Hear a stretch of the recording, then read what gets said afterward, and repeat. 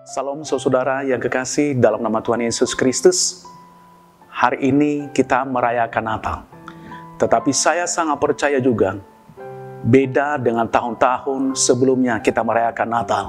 Kenapa? Karena di seluruh dunia mengalami namanya pandemik COVID-19.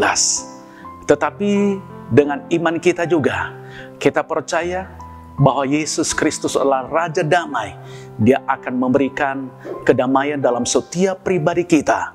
Makanya hari ini saya membaca kebenaran firman Tuhan di dalam Yesaya pasal 9 ayat 6. Sebab seorang anak telah lahir untuk kita, seorang putra telah diberikan untuk kita. Lambang pemerintahan ada di atas bahunya, dan namanya disebutkan orang penasihat ajaib, Allah perkasa, Bapa yang kekal, Raja Damai. Setiap manusia sangat merindukan kedamaian.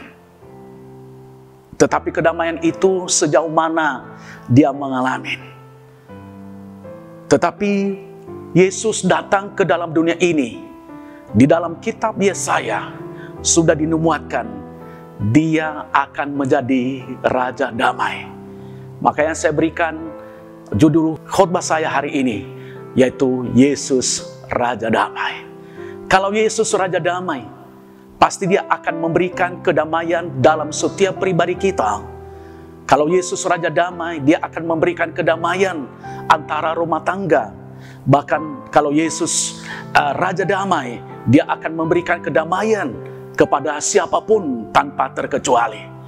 Tetapi hari ini saya akan melihat beberapa hal, yaitu istilah damai itu, saudaraku, yang dikasih oleh Tuhan, yaitu diambil dari bahasa aslinya Shalom, yang sering kita gunakan sebagai rujukan, sebagai rujukan ketenangan, yaitu individu itu di dalam perjanjian lama.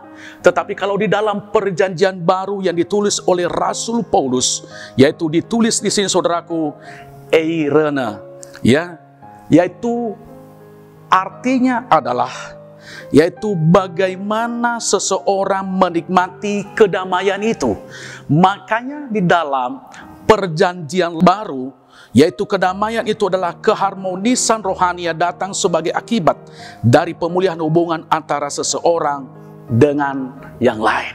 Kalau seseorang memberi damai bagi kita, atau Yesus menjadi Raja Damai bagi kita, saya sangat percaya ada pemulihan, ada pemulihan dalam setiap pribadi kita. Makanya hari ini, kalau Yesus sebagai Raja Damai, ada beberapa hal yang perlu kita pelajari.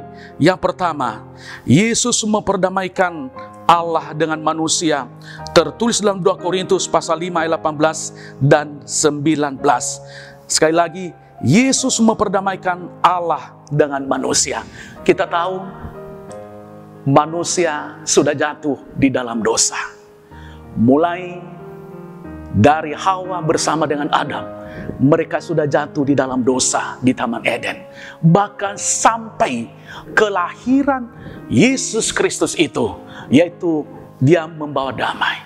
Kita akan melihat, saudaraku yang dikasihi oleh Tuhan, bagaimana orang berbuat dosa, bagaimana mereka menghujat Tuhan, bagaimana manusia mengecewakan hati Tuhan, bagaimana manusia juga jauh dari Tuhan. Mereka tidak mau mencari Tuhan, bahkan mereka juga memburu para nabi-nabi, bahkan mereka juga, saudaraku dikasihi Tuhan, menjauhkan diri kepada Tuhan. Mereka menyembah setan, saudaraku dikasihi Tuhan.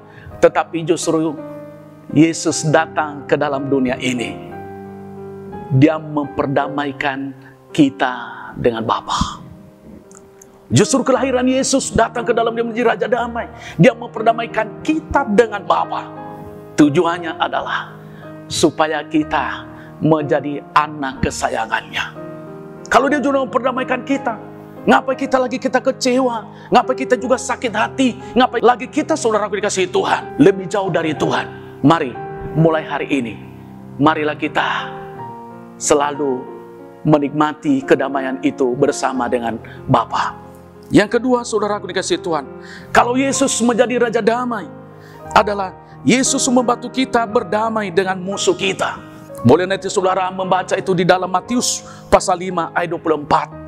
Yesus membantu kita berdamai dengan musuh kita.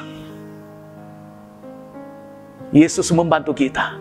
Berarti dia memberikan pertolongan kepada kita. Supaya kita berdamai kepada siapapun yang memusuhi kita. Supaya kita berdamai siapapun yang menyakiti kita. Supaya kita berdamai siapapun yang mengecewakan kita. Supaya kita berdamai siapapun, saudaraku dikasihi Tuhan, yang menghina kita, yang merendahkan kita, bahkan yang menganggap kita, bahkan siapapun dia, saudaraku dikasihi Tuhan. Kita tidak memandang suku, tidak memandang agama, tidak memandang latar belakang sosial, tidak memandang latar belakang pangkat, tidak memandang latar belakang kekayaan, saudaraku dikasihi Tuhan. Justru Yesus menjadi juru damai. Dia mendamaikan kita dengan musuh-musuh kita. Makanya hari ini jangan pernah takut, saudaraku dikasihi Tuhan, untuk hari-hari yang akan datang. Dia sudah menjadi juru damai bagi kita, saudaraku dikasihi Tuhan. Mungkin hari ini engkau sedang dimusuhi oleh anakmu. Mungkin hari ini engkau sedang dimusuhi oleh suamimu. Mungkin hari ini engkau sedang dimusuhi oleh tetanggamu. Mungkin hari ini engkau sedang dimusuhi oleh atasanmu. Karena engkau berjalan di dalam jalan yang benar. Tetapi saya sangat percaya, saudaraku dikasihi oleh Tuhan, Dia akan mendamaikan kita. Dia akan menolong kita supaya kita hidup dalam kedamaian. Yang ketiga, saudaraku dikasihi Tuhan, kalau Dia menjadi Raja Damai, saudaraku, yang ketiga adalah Yesus membantu kita berdamai dengan diri sendiri. Boleh kita baca di dalam Roma pasal 7 ayat 18 dan 26, saudaraku dikasihi Tuhan. Yesus membantu kita berdamai dengan diri sendiri. Dia membantu kita, Dia menolong kita supaya kita bisa berdamai dengan diri kita sendiri. Kenapa? Banyak orang percaya dia tidak pernah berdamai dengan dirinya sendiri. Dia sering salahkan dirinya. Dia sering, saudaraku, saya orang yang tidak berguna, saya orang jahat. Itu, saudaraku, berarti dia belum berdamai dengan dirinya sendiri. Saya miskin, berarti dia belum berdamai dalam dirinya sendiri. Orang yang berdamai dengan dirinya sendiri, saudaraku dikasihi Tuhan, dia tidak pernah merendahkan dirinya. Dia orang yang berdamai dengan dirinya sendiri, saudaraku dikasihi Tuhan. Dia menganggap dirinya berharga di mata Tuhan. Orang yang berdamai dengan dirinya sendiri, saudaraku dikasihi Tuhan, dia menganggap dirinya adalah biji mata Tuhan. Makanya hari ini Yesus menjadi Raja Damai dalam kehidupan kita. Jadi biarlah Dia menjadi Raja Damai untuk mendamaikan kita dengan diri kita sendiri. Hari ini kita merayakan Natal. Biarlah Natal tahun ini menjadi Natal yang membawa damai dalam kehidupan kita. Ya, kita berdamai dengan Allah. Kita berdamai dengan sesama. Bahkan kita berdamai dengan diri kita sendiri. Saya percaya, karena Dia menjadi juru damai, Dia akan menuntun kita pada kegagalan. Selamat Natal, Tuhan Yesus memberkati.